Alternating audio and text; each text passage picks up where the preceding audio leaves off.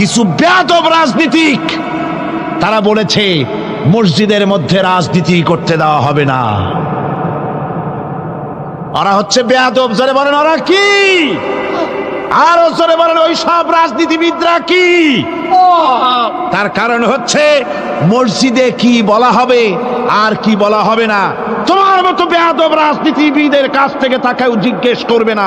এ ফয়সালা হয়েছে 1400 বছর আগে। মসজিদে কি বলতে হবে আর না হবে তা শিক্ষা দিয়েছেন জনাবে মুহাম্মদ রাসূলুল্লাহ সাল্লাল্লাহু আলাইহি ওয়াসাল্লাম। ওলামাদেরকে মসজিদে ইমামতি যারা করে তারা হচ্ছে ইমাম নেতা। তোমরা তাদের সাথে আদব করতে হবে। তারা কি বলবে আর কি বলবে না ডিকটেট করার অধিকার কারো নাই। অধিকার আছে। সুতরাং আলিমদেরকে, মুমিনদেরকে, যারা নাকি কালেমা পড়ে মুসলমান